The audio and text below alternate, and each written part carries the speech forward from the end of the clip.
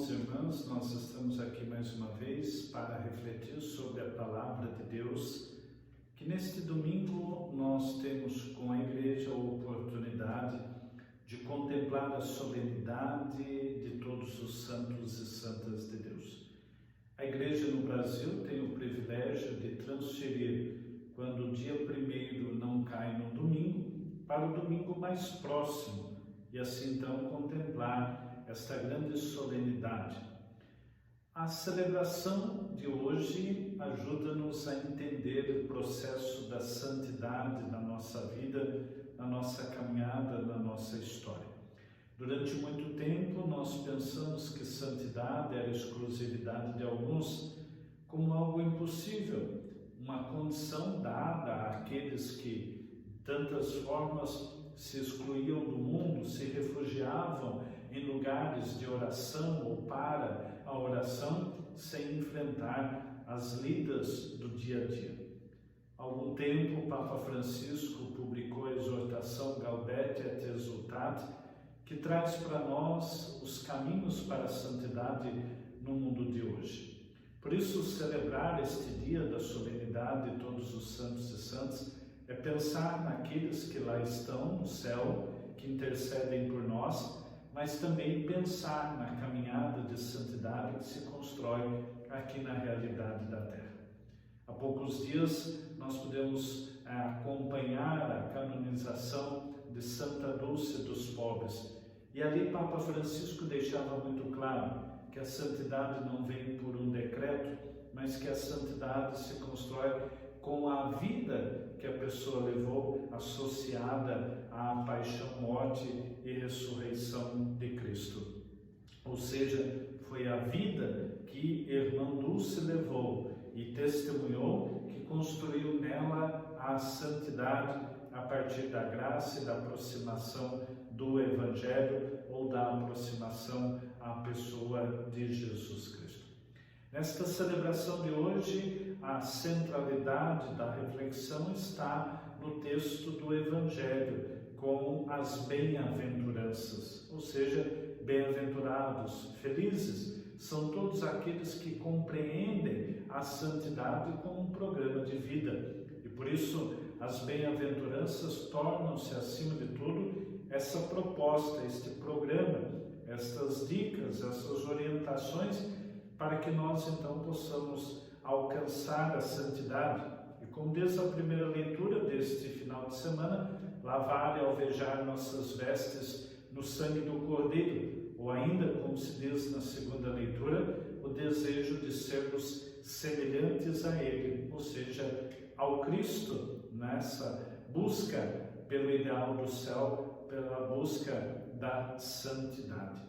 A solenidade de todos os santos e santas de Deus ajuda-nos a pensar primeiramente nesse programa de vida que vem através das bem-aventuranças e se perguntar qual era o modelo de felicidade do Antigo Testamento ou do tempo de Jesus. Ou seja, ser santo naquela época era justamente uma pessoa que se considerava, principalmente o homem, adulta, com saúde, uma pessoa que tinha uma mulher honesta, uma mulher que poderia gerar filhos, uma mulher então que vivia toda esta realidade de servir, alguém que também era praticante da religião, alguém que defendia, que vivia segundo a lei, que era justo, aquele que então tinha filhos homens, que tinha posse da terra, que tinha posse da casa. Este era justo, este era feliz, este era então bem-aventurado. E aí nós temos a proposta de Jesus, que é uma proposta totalmente diferente, uma proposta que, acima de tudo, evidencia as ações que nós fazemos para o outro e fazemos com o outro.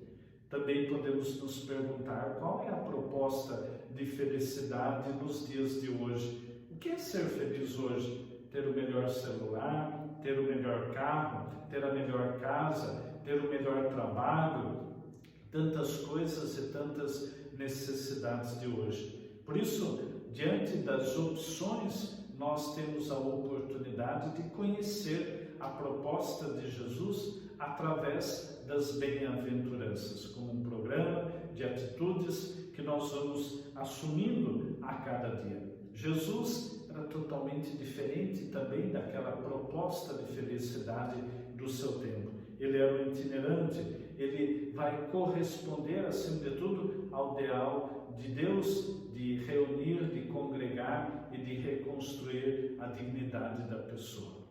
Olhar para as bem-aventuranças é então perceber todo este projeto de vida que nos é dado e que nos é oferecido.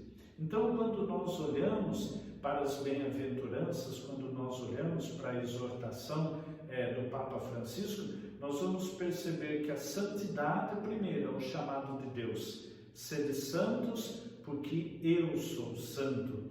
Um segundo aspecto importante é que a santidade ela é uma oportunidade dada a todos. Não é simplesmente aquele que se isola do mundo, aquele que se dedica 100% à oração, mas é aquele que testemunha o amor nas ocupações da vida do dia a dia.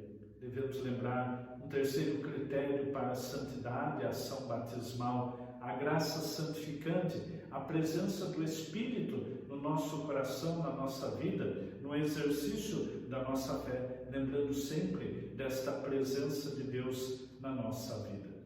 Quando nós olhamos as bem-aventuranças, nós vamos encontrar ali 8 atitudes fundamentais. Primeiro, pobres em espírito, ou seja, aquele que procura viver uma vida austera e com aquilo que é essencial, sem querer ganância e conquista de tantas coisas, esquecendo então esta proximidade, esta sensibilidade com a necessidade do outro.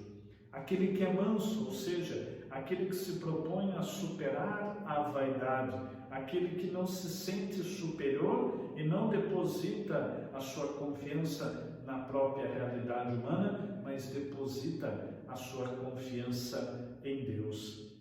Bem-aventurado aquele que chora, ou seja, tantas pessoas que passam por sofrimentos, por dificuldades, e nós aprendemos a chorar com eles. Isso é santidade, isso é ser feliz, isso é ser bem-aventurado.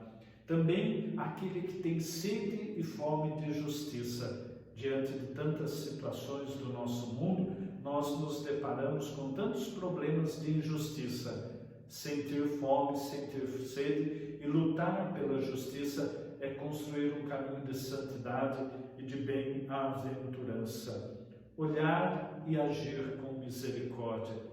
Isto é santidade, ou seja, não com o olhar da condenação, não com o olhar da exclusão, mas acima de tudo o olhar misericordioso que aprendemos com Jesus. Também é feliz, é bem-aventurado, constrói a santidade, aquele que mantém o coração limpo de tudo aquilo que atrapalha nós de vivermos e de exercermos o amor, ou seja, de tudo aquilo que mancha o amor na nossa vida. É feliz também quem semeia a paz ao seu redor, na família, no ambiente de trabalho. Quantos conflitos surgem no ambiente familiar através de provocações, através de comportamentos que não respondem ao ideal do cristão. Por isso, promover a paz é também um caminho de santidade.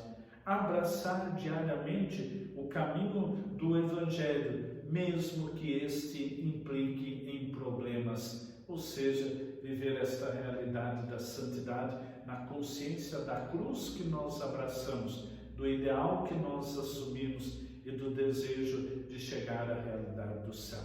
Não pensemos que santidade é simplesmente uma posição no altar, é simplesmente uma imagem para ser venerada, mas que, acima de tudo, a santidade são comportamentos que nós assumimos a partir do nosso encontro com Jesus, a partir da experiência que temos da palavra, dos sacramentos, e conseguimos traduzir na nossa vida de modo que as pessoas olhem e vejam, ali há alguém que vive a experiência de Deus.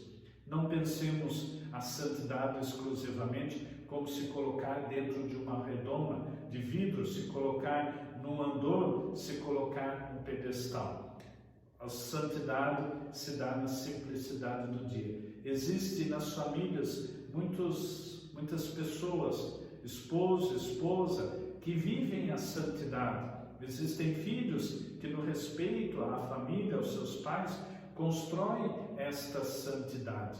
Pensemos para nós o que significa viver esta bem-aventurança como um ideal de vida, como um projeto de vida, acreditando na proposta de Jesus. Temos a proposta da felicidade do mundo e temos a proposta da felicidade que vem de Jesus, descorrida nessa experiência do Evangelho de hoje. Desejo que você alcance a santidade de vida, principalmente nas atitudes vividas no dia a dia da sua vida. Deus te abençoe e até semana que vem com a reflexão da Palavra de Deus.